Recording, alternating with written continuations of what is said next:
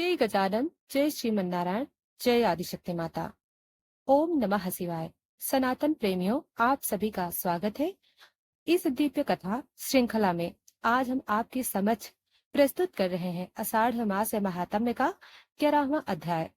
यह अध्याय हमें ले चलेगा भगवान शिव के विशेष उपदेश, पितरों की गूढ़ रहस्यमयी स्थिति और आषाढ़ मास के विशेष प्रभावों की ओर।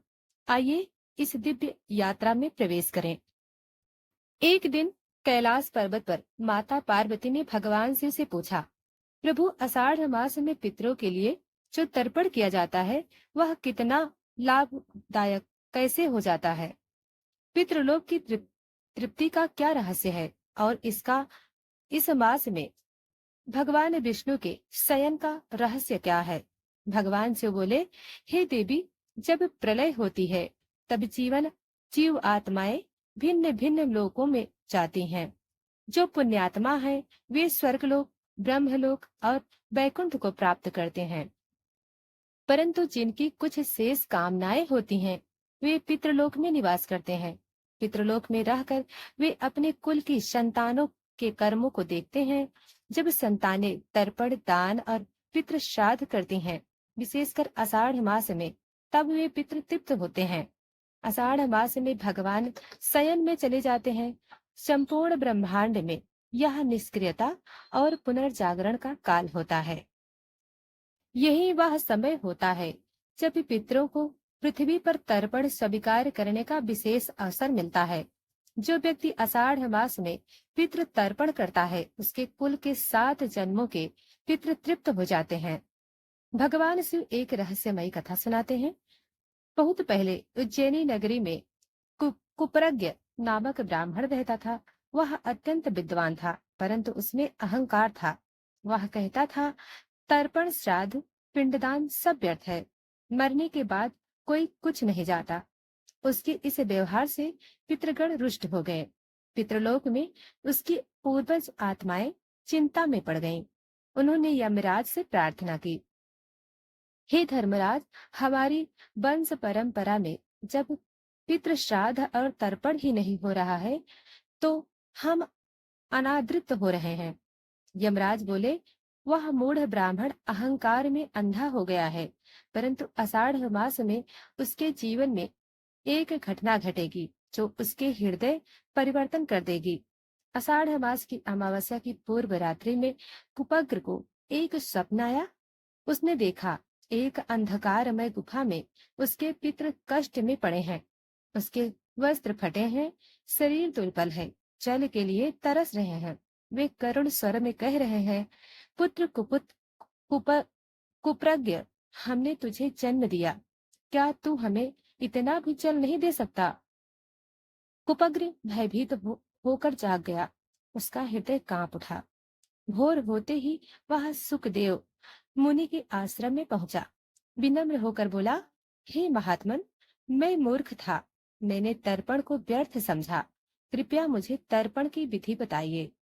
सुखदेव मुनि बोले, वस आषाढ़ मास में गंगा स्नान कर तिल मिश्रित जल से पूर्वजों को तर्पण देना अत्यंत पुण्यकारी है। यह न केवल तुम्हारे पितरों को तृप्त करेगा बल्कि तुम्हारा भी कल्याण होगा। कुप्रज्ञ ने उसी दिन गंगा तट पर स्नान किया।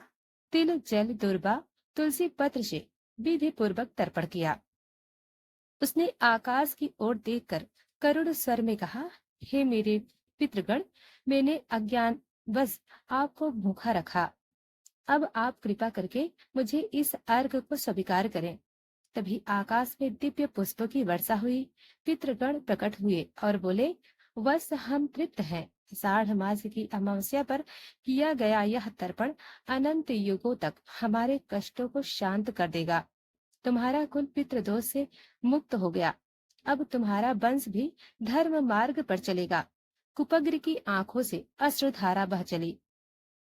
भगवान शिव बोले, हे पार्वती, आषाढ़ मास का पितृ तर्पण अज्ञान को भी ज्ञान में बदलने की शक्ति रखता है।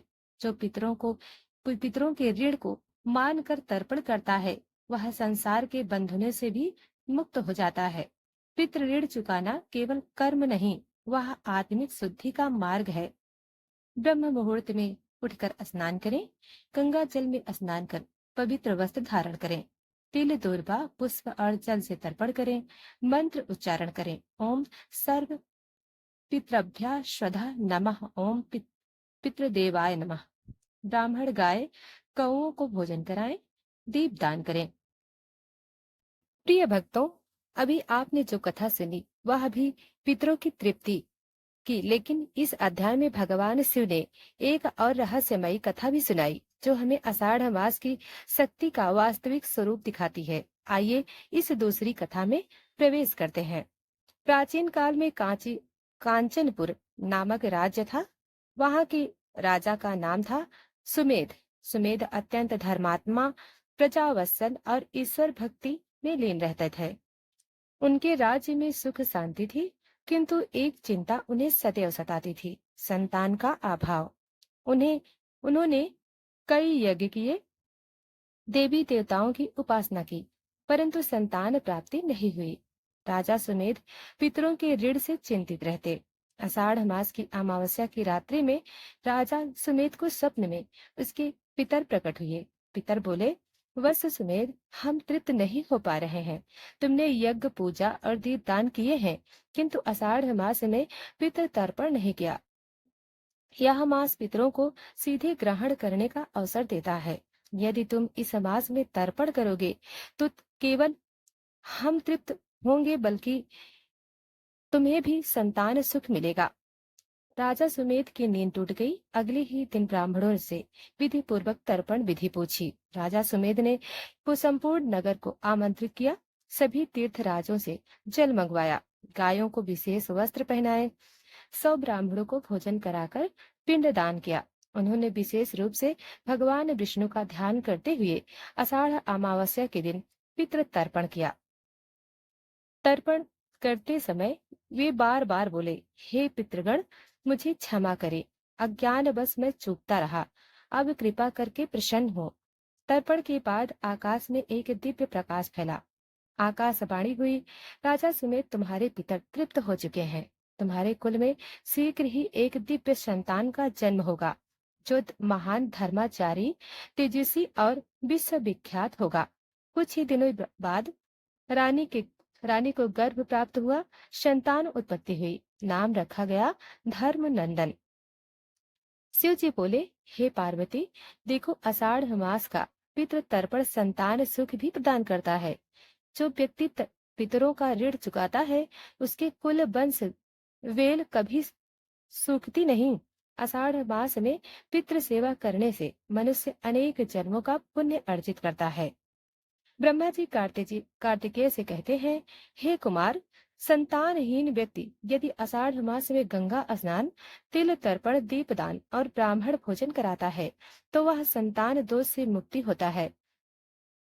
पितरों का आशीर्वाद इतना शक्तिशाली है कि वंश का विस्तार सुनिश्चित हो जाता है। सनातन धर्म प्रेमियों, इस अध्याय की दोनों कथाएं हमें यह सिखाती हैं कि आषाढ़ मास केवल एक मास नहीं, बल्कि कुल के हर हृदय के कल्याण का मार्ग है। आइए हम भी आषाढ़ मास में अपने पितरों को तृप्त करें और अपने वंश को दिव्यता का वरदान दिलाएं।